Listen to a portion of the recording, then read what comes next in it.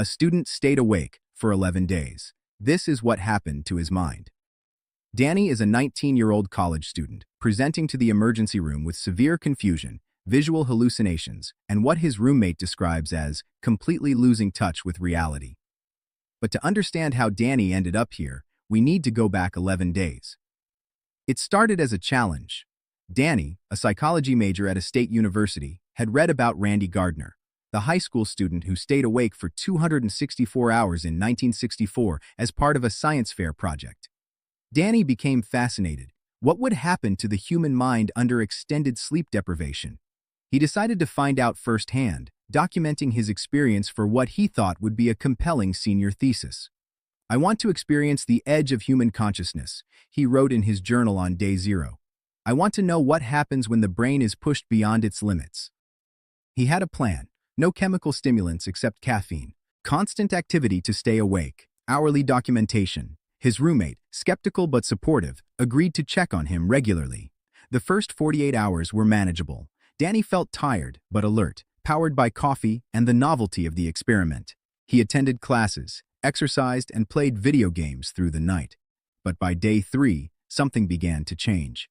Danny noticed his reaction times slowing. Simple tasks, typing an email, following a lecture, required intense concentration. His eyes burned constantly. When he looked in the mirror, his pupils were dilated, his face pale. "Everything feels like I'm moving through water," he recorded on his phone. His speech was already slightly slurred. Here's what was happening inside Danny's brain. Sleep isn't just rest, it's active maintenance.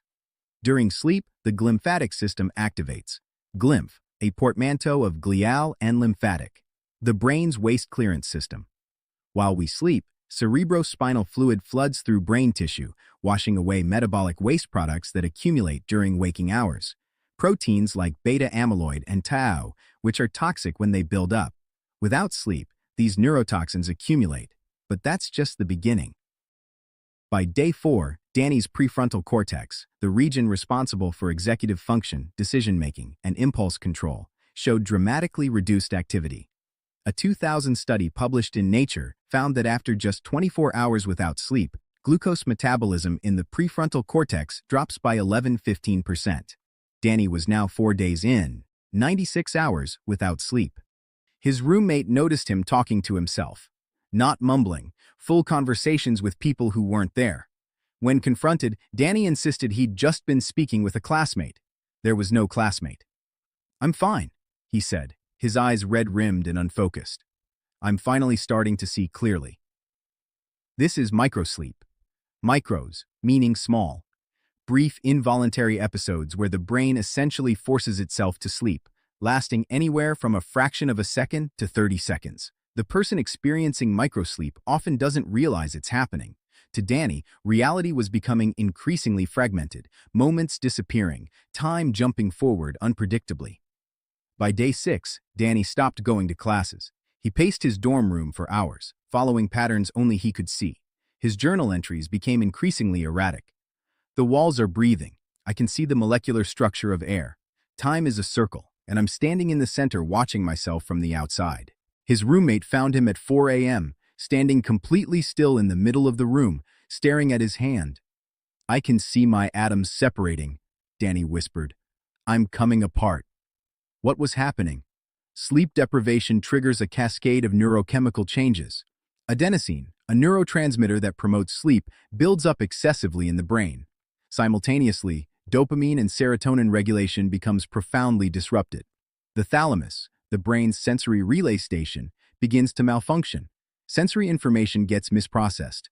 The occipital lobe, responsible for visual processing, starts generating its own signals, hallucinations. But more critically, the blood-brain barrier becomes compromised. A 2014 study from Uppsala University in Sweden found that just one night of sleep deprivation increases blood concentrations of molecules that indicate blood-brain barrier damage. After multiple days, inflammatory cytokines flood into brain tissue, causing neuroinflammation. Danny's brain was essentially under attack from his own immune system. Day 8. Danny became paranoid. He covered his laptop camera with tape. He whispered when he spoke, convinced his thoughts were being monitored. His roommate called his parents, concerned, but Danny refused to stop. "I'm so close," he insisted. "I can feel something opening up. A door in my mind." His cognitive function had deteriorated catastrophically. Tests would later reveal he was operating at the level of someone with a 0.1% blood alcohol content, legally drunk, despite being completely sober. By day 9, Danny experienced what psychiatrists call acute psychosis. Psychosis, from the Greek psyche, meaning mind, and osis, meaning abnormal condition. A disconnection from external reality. He believed he was receiving messages through the pattern of shadows on his wall. He insisted he could control electronics with his thoughts. When his laptop froze, he became convinced it was rebelling against him. His roommate made a critical decision. He called campus security. Day 10. Danny was taken to the University Health Center, where a physician immediately recognized the signs of severe sleep deprivation psychosis. But Danny became combative, insisting he needed to complete his experiment. The physician had no choice. Emergency psychiatric hold. At the emergency room, presenting to the psychiatric evaluation unit, Danny was experiencing full-blown delirium. Delirium, from the Latin delirare, meaning to go off the furrow, to deviate from reason. His vital signs were alarming. Heart rate, 118 beats per minute. Blood pressure, 152/98. Temperature, 99.8 degrees. A low-grade fever with no infection present. Blood work revealed elevated cortisol, the stress hormone, at nearly 3 times normal levels. His inflammatory markers, specifically C-reactive protein and interleukin-6, were significantly elevated, indicating systemic inflammation. But the most concerning finding was cognitive testing. Danny couldn't spell world backwards. He couldn't remember 3 objects after 5 minutes. His attention span lasted mere seconds. When asked to draw a clock, he drew a circle with numbers scattered randomly inside. The medical team faced a critical question. Was this reversible? Research on severe sleep deprivation provides both concerning and encouraging answers. A Lan-Dan-Yark study, published in Sleep Medicine Reviews in 2017, examined the long-term effects of extended wakefulness. The findings were complex. The good news, most cognitive effects of sleep deprivation are reversible with recovery sleep. The brain is remarkably resilient. The concerning news, there may be lasting changes. Extended sleep deprivation can cause actual neuronal death in the locus coeruleus, a region of the brainstem crucial for arousal and attention. A 2014 study on mice found that after extended wakefulness, approximately 25% of neurons in this region died permanently. In humans, the effects are still being studied. But we know this. The brain does not forget the trauma of extreme sleep deprivation. Danny was sedated, not with sleeping pills, which would have been dangerous given his neurological state, but with a benzodiazepine to reduce his anxiety and allow his brain to finally, desperately, sleep. He slept for 14 hours straight. When he woke, he was confused, disoriented, but lucid. The hallucinations had stopped. He didn't remember the last 2 days clearly. His memory had gaps, fragments, like a damaged film reel. "What happened to me?" he asked the psychiatric resident. The resident explained, "Your brain was shutting down. What you experienced wasn't enlightenment or expanded consciousness. It was your prefrontal cortex going offline. It was neurochemical chaos. You were experiencing what we see in patients with severe psychotic breaks." Over the next 3 days, Danny continued to improve. He slept 12-14 hours each night. His cognitive function gradually returned. Memory tests showed improvement. The paranoia faded, but he wasn't the same. Follow-up neuropsychological testing 6 weeks later revealed subtle but persistent deficits.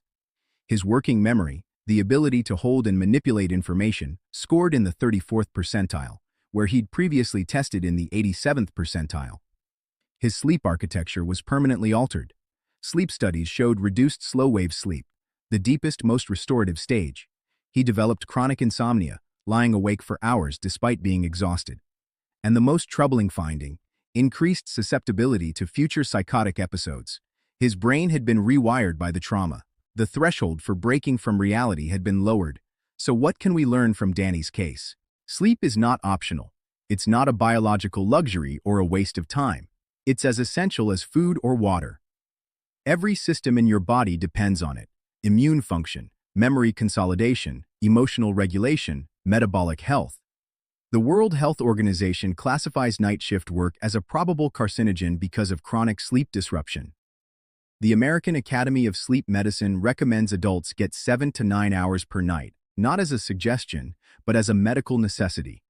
Your brain needs sleep to clean itself, to process information, to maintain the barrier that protects it from inflammatory damage. Without sleep, your brain literally poisons itself. Danny recovered, but he carries the scars. He dropped out of his psychology program, unable to handle the cognitive demands. He works part-time now, carefully managing his sleep schedule, attending therapy for PTSD related to his psychotic episode. He posted one final entry in the journal he'd been keeping. I wanted to explore the limits of human consciousness. Instead, I discovered that those limits exist for a reason. They're not barriers to transcendence. They're guardrails protecting us from destruction. I learned that the hard way. Your brain is the most complex structure in the known universe.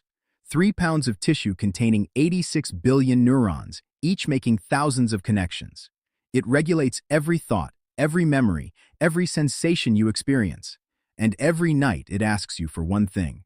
Let me rest. Let me repair. Let me prepare for another day of keeping you alive, keeping you conscious, keeping you you. That request is not negotiable. Sleep deprivation isn't a productivity hack. It's not a rite of passage. It's not a challenge to be conquered. It's a threat to your mind. Thanks for watching. If you found this video educational, please like and subscribe. And tonight, do something radical. Turn off your phone, close your laptop, and sleep. Your brain will thank you.